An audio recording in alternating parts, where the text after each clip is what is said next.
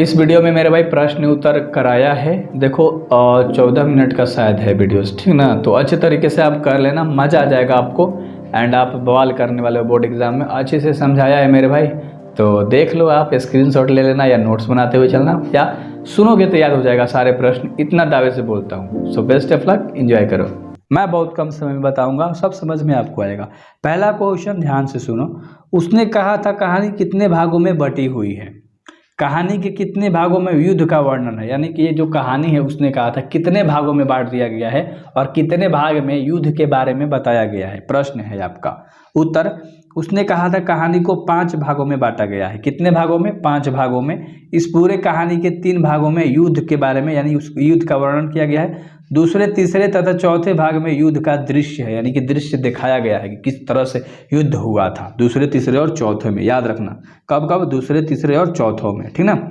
आगे बढ़ते हैं हम लोग दूसरे प्रश्न की ओर। धावा बोलेंगे और कहानी का दूसरा क्वेश्चन पे धावा बोलते हैं। कहानी के मुख्य पात्र की सूची तैयार करें। यानी उसने कहा था जो आपका चैप्टर है ना, इसमें कौन कौन से पात्र हैं, कौन कौन लोग थे, उनके बारे में बताना है।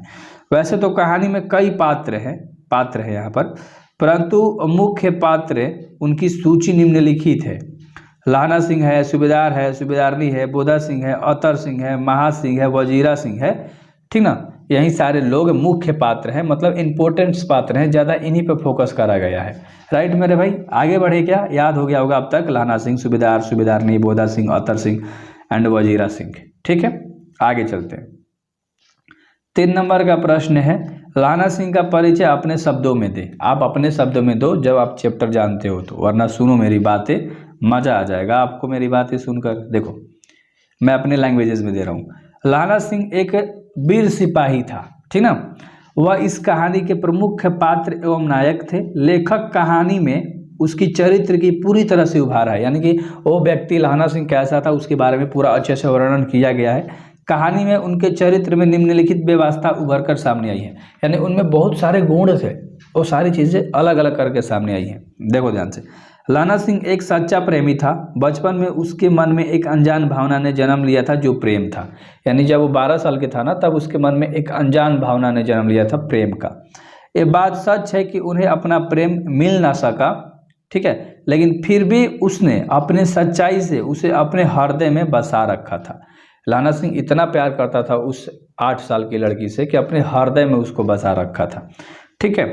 आगे देख लो, आगे और भी है। लाना बहादुर था, बहुत ही बहादुर था, निडर था, बिल्कुल उसमें डर नाम की चीज़ नहीं थी। व्यक्ति था, इस तरह का व्यक्ति था, तभी तो वो पूरे युद्ध को पूरी तरह से समझकर उसमें भाग ले लिया, ठीक ना। यानी कि युद्ध में जाके कहाँ, अंग्रेज की तरफ से गया था, कहाँ लड़ने? फ्रांस में, याद है ना। सूबेदारनी लाना सिंह से अपने पति और बेटे के प्राणों की रक्षा करने की बात कहती है। जो वो लड़की थी ना जो उससे प्रेम करता है, उसकी शादी हो जाती है किसी गैर से, तो जब बाद में मिलते हैं ना तो लड़की बोलती है कि मेरे पति और बेटे की प्राणों की रक्षा करना। इस तरह की कहानी थी। तो लाना सिंह ने उसे एक बचपन की तरह निभाया और उसके लिए अपने प्राणों की आहुति दे दी, उसके बेटे और उसके पति को बचाने में। राइट मेरे भाई। 4 नंबर का जो सवाल है, देखो ये कितना मस्त यार कहानी है, मज़ा आता है। पाठ से लाना सिंह और सूबेदारनी के संवादों को एकत्रित करना है। ये चीज़ें पाठ में लाना सिंह और सूबेदारनी के कुछ संवाद है जो आपस में बात करता है, प्रेम उरम के बारे में बताया गया है। और नहीं लिखा मतलब जो इस तरह से लिखा गया है, बचपन का संवाद है, ठीक ना। इससे यहाँ पर जो इसे लिखा गया है, इससे होगा यहाँ पर, ठीक है, इससे, ठीक है मेरे भाई। थोड़ा सा टाइपिंग मिस्टेक हो ही जाता है, क्या करोगे। तेरा घर कहाँ है? मगरे में। और तेरा, लड़की कहती है मगरे में, फिर पूछती है तेरा, माझे में कहता है। यह कहाँ रहती है? वो कहती है अतर सिंह की बैठक में रहती हूँ, जो मेरे मामा लगते हैं। मैं भी मामा के घर रहता हूँ, लड़का कहता है। उनका घर गुरु बाजार में है, ठीक है। तो इस तरह से वे लोग बात करते हैं, आप देख सकते हो, ठीक है। और इतने में दुकानदार, लड़के ने मुस्कुरा कर पूछा, यानी दुकानदार के पास जहाँ सब्जी वाले दूध वाले के पास मिला करते थे, और लड़का ने मुस्कुरा कर पूछा तेरी कुड़माई हो गई, तेरी सगाई हो गई। पर इस पर लड़की आंख चढ़ाकर धात कहकर भाग जाती है। घाट नहीं, धात, धात, घाट नहीं है मेरे भाई, धात है, ठीक ना। धात धात कह के भाग जाती है लड़की, ठीक है। याद रहेगा क्या? 5 नंबर की प्रश्न की ओर चलते हैं, ठीक है। देखो ध्यान से। कल देखते नहीं ये रेशम से गढ़ा हुआ भालू, वह सुनते ही लाना सिंह की प्रक्रिया कैसी हुई थी, क्या हुई थी, बताना है। वे बात सुनते ही लहना सिंह को काफ़ी गुस्सा आया था, साथ ही साथ उसे सूझबूझ खो बैठा। उसने अपना सूझबूझ समझने की शक्ति, है ना, जानने की शक्ति सब खो बैठा। इसीलिए घर वापस आते समय एक लड़के को नली में ढकेल दिया। ठीक है, यहाँ नली होगा मेरे भाई, नली नली नली नली, टाइपिंग मिस्टेक है, ज़्यादा नहीं है, टेंशन मत लो। नली में ढकेल दिया। एक खोमचे वाले की खोमचे को बिखेर दिया। क्या कर दिया मेरे भाई? एक खोमचे वाले के खोमचे को बिखेर दिया। ठीक ना।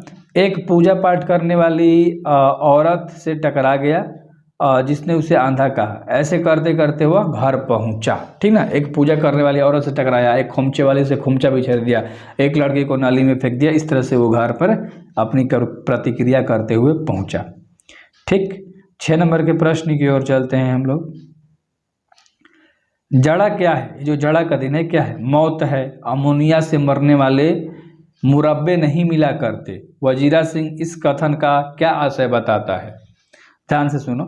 वजीरा सिंह से इस कथन का आशय है कि वह युद्ध के मैदान में अत्यधिक ठंडा पड़ रही है, जिसके कारण ऐसा लगता है कि, ठीक है, मतलब बहुत ज़्यादा युद्ध जहाँ करने गया था ठंडा पड़ रहा था, तो बोल रहे हैं कि ऐसा लगता है कि मानो उसकी जान ही निकल जाएगी। वैसे भी इस स्थिति में इतने लोगों को निमोनिया हो रहा है, मरने के लिए स्थान भी नहीं मिल रहा है। इतने सारे लोग अमोनिया से मर रहे थे, अमोनिया हो रहा था, बहुत ज़्यादा ठंडा पड़ रहा था, तो मतलब जगह कम पड़ गई थी इस तरह से। ठीक ना, आगे बढ़ते हैं। 7 नंबर के प्रश्न की बात करेंगे।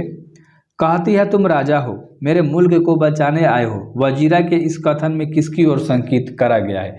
यानी वो कौन ऐसी औरत है जो इन लोग से कहती है कि तुम लोग मेरे राजा हो, मेरे मुल्क को बचाने आए हो?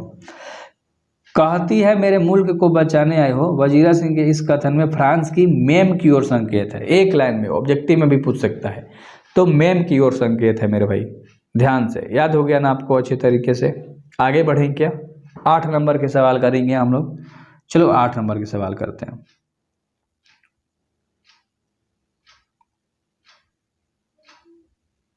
आठ नंबर आ जाइए भाई, गुस्सा क्यों हो रहे हैं? आ जाइए आ जाइए। हाँ, 8 नंबर करते हैं। लहना सिंह के गांव में आया तुर्की मौलवी क्या कहता है? जो तुर्की मौलवी आया था ना, वो क्या कहता है?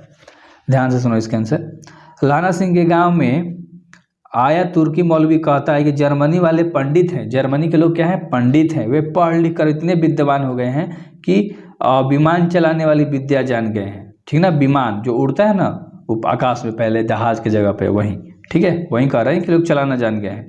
मंडी में बनियों को बहकाता है, डाक खाने से रुपया निकाल लो, सरकार का राज्य जाने वाला है। इस तरह से कह कह के, ठीक ना, कि मतलब सरकार का अब राज्य जाने वाला है, पैसा उसा निकाल लो, डाक खाने से रुपया निकाल लो, यहीं बहकाते रहता है लोगों को।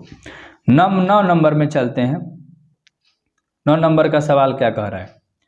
लहना सिंह का दायित्व बोधा और उसकी बुद्धि, यानी कि बोध और उसकी बुद्धि दोनों स्पृढ़ीय है, इस कथन की पुष्टि करें। लहना सिंह कहता है, लहना सिंह के इस दायित्व का जो बोध और है ना मेरे भाई, बोधा, इस तरह से, तो इसके आंसर के बारे में बात करते हैं अच्छे तरीके से। इस शर्त है कि लहना सिंह का दायित्व बोधा और उसकी बुद्धि दोनों है, बोध और उसकी बुद्धि दोनों है, स्पृढ़ीय है। लहना सिंह जिस तरह अपना दायित्व निभाता है वो सच काबिल तारीफ है, क्योंकि सूबेदारनी ने अपना आंचल पसार कर अपने पति और बेटे की जान बचाने की भीख मांगी थी। ठीक ना मेरे भाई, इसलिए बेचारा वो बहुत कर्तव्य के साथ, बहुत मस्ती नहीं करता है, मतलब हिम्मत के साथ लड़ाई करता है। ठीक है मेरे भाई। बहादुर तथा वीर लहना सिंह ने अपने जान की परवाह न करते हुए दोनों की जान बचाई थी। इतना ही नहीं, लहना ने जमादार पद का दायित्व भी बड़ी बखूबी से निभाया था।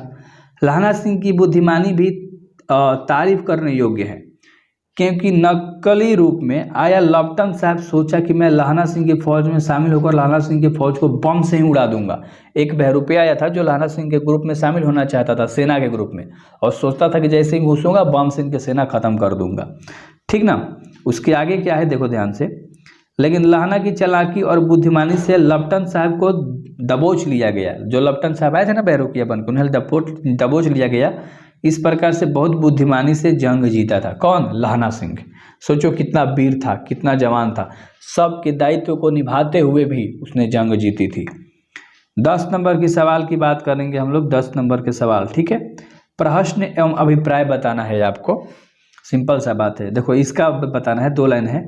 मृत्यु के कुछ समय पहले जो स्मृतियाँ बहुत साफ हो जाती हैं, जन्म भर की घटनाएं धीरे धीरे करके भाई सामने आने लगती हैं, जो भी आपने जन्म में किया होता है, जन्म से मृत्यु तक जो भी आपने किया होता है लगती है। सारे दृश्यों के रंग साफ होते हैं, समय की धुंध बिल्कुल उन पर से हट जाती है। इंसान जब मृत्यु को प्राप्त होने लगता है, जान निकलने लगती है, तो सारी चीज़ें याद होने लगती है। उत्तर सुनो क्या होगा। प्रस्तुत पंक्ति चंद्रधर शर्मा गुलेरी द्वारा रचित पाठ उसने कहा था ना, इसी से लिया गया है ना मेरे भाई, उसने कहा था इसी से लिया गया है। इस पंक्ति का आशय बड़ा ही भावुक है।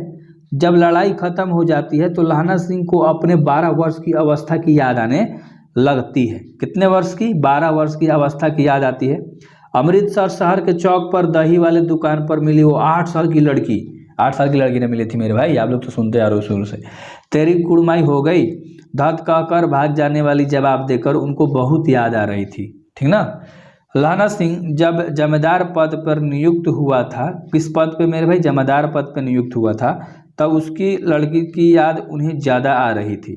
जब मृत्यु नज़दीक आने लगती है अर्थात सारे दृश्यों के रंग साफ होने लगते हैं और समय की धुंध बिल्कुल उन पर से हट जाती है, यानी कि सारी चीज़ें याद आने लगती है। यही सारी चीज़ें थी। 11 नंबर में देखो क्या करेंगे हम लोग, मर्म स्पष्ट करना है, मर्म स्पष्ट करना है मेरे भाई। क नंबर के सवाल की बात करते हैं। अब के हद में आम खूब फलेगा, कह रहे हैं कि अब के जो मौसम है, जो हद है, आम बहुत पकेगा। चाचा भतीजा दोनों यहीं बैठकर आम खाना, जितना बड़ा भतीजा है उतना ही यह आम है। जिस महीने उसका जन्म हुआ था उसी महीने मैंने इसे लगाया था। यानी एक बच्चा है, जब उसका जन्म हुआ था तब आम का पेड़ लगाया गया था, तो दोनों का उम्र बराबर है, तो कहते हैं चाचा भतीजा दोनों बैठ के खाना अच्छे तरीके से। ठीक, इसकी आंसर की बात करते हैं, अध्याय अच्छे से सुनिएगा। प्रस्तुत पंक्ति चंद्रधर शर्मा गुलेरी द्वारा लिखित उसने कहा था या रचित से लिया गया है। अवस्था में वो अतीत और भविष्य की स्मृतियों को उलझा हुआ देखता है। कभी उसे अतीत की घटना याद आती है तो कभी भविष्य की कल्पनाएं झकझोर जाती हैं इसको, मतलब भविष्य में क्या होगा सोचकर। ऐसे ही एक कल्पना करते हुए वजीरा सिंह ने कहता है इस बार, वजीरा सिंह मतलब कहता है इस बार, आषाढ़ के महीने में यह आम खूब फलेगा, यानी कि फरने लगेगा, पकने लगेगा। तुम और तुम्हारा भतीजा बैठकर आम खाना। यह आम का पेड़ मैंने उसी महीने लगाया था जिस महीने तेरे भतीजे का जन्म हुआ था। यह आम का पेड़ भतीजे के बराबर है। सिंपल, ये तो क्वेश्चन से ही आपको पता लग रहा होगा। इसके बी नंबर के सवाल कर रहा है, और घर जाओ तो कह देना मुझे उसने जो कहा था मैंने वो कर दिया। ये प्रश्न है, इसका उत्तर क्या है अच्छे से आप सुनो, कौन क्या कहता है कौन करता है। देखो, प्रस्तुत पंक्ति बालकृष्ण भट्ट द्वारा रचित उसने कहा था से लिया गया है। ये जब मर्म स्पष्ट करने के लिए प्रश्न देता है तो एक लाइन आपका आंसर यूं ही बन जाता है, चैप्टर और लेखक को लेकर। सूबेदारनी ने लहना सिंह को दायित्व सौंपा था कि उसने बोला था कि पति और बेटे के प्राणों की रक्षा करना है। लहना सिंह ने उन दोनों की जान बचाकर उसे पूरा किया। यहाँ पर जान नहीं है मेरे भाई, जान है, ठीक है, क्या है, जान है। तो जान बचाकर अपना दायित्व पूरा किया। उसने घायल होने के बावजूद इन दोनों को गाड़ियों से भेज दिया, मतलब घायल हो गए थे तो गाड़ी से उन लोगों को भेज दिया और खुद वहीं रह गया। जब सूबेदार अपने बेटे के साथ जाने लगा तो लहना सिंह ने उसे कहा था, जब घर जाओ तो सूबेदारनी से कह देना। क्या कह देना मेरे भाई? देना कि उसने मुझसे जो कहा था मैंने कर दिया। यानी कि सूबेदारनी ने लहना सिंह से कहा था कि मेरे बेटे और मेरे पति की प्राणों की रक्षा करना, तो ये उन दोनों को बचा देता है। जैसे ही घायल होते हैं गाड़ी से भेज देता है और अपने युद्ध करने लगता है और मृत्यु को प्राप्त हो जाता है मेरे भाई। सोचो कितना वीर इंसान था। बस एक लास्ट प्रश्न, उसने कहा था का केंद्रीय भाव क्या है आपको वर्णन करना है। ठीक है, इस क्वेश्चन के आंसर देखो। उसने कहा था कहानी में लेखक लहना सिंह के निश्चल प्रेम को दर्शाया है, यानी कि एकदम प्रेम करता था, एकदम मतलब रियल वाला प्यार, एकदम लॉयल्टी, वफादारी वाला। लहना सिंह ने उस लड़की से बचपन में कई बार एक ही बात पूछी थी, तेरी कुड़माई हो गई है क्या, यानी तेरी सगाई हो गई है, और लड़की धत कहकर भाग जाती थी। ठीक है, इसे यह साफ प्रतीत होता है कि लहना सिंह के दिल में उस लड़की के लिए प्रेम था। यहाँ पर सिर्फ की होगा मेरे भाई, मन नहीं है। और प्रेम निश्चल इसलिए क्योंकि लहना सिंह ने उस लड़की के द्वारा दिए गए बचपन में अपना समझकर, बचपन में जो हुआ था अपना समझकर निभाया था और उसके पति और बेटे की प्राणों की मतलब अपना प्राण की चिंता न करते हुए आहुति दे दी थी, ठीक ना। किस लिए आहुति दी थी? उसके पति और बेटे को बचाने के लिए। तो खत्म हो गया। आगे के वीडियोस में ये ऑब्जेक्टिव पार्ट हम लोग करेंगे। तो डू सब्सक्राइब भाई, कम समय में ज़्यादा चीज़ें करने के लिए, right. So best of luck.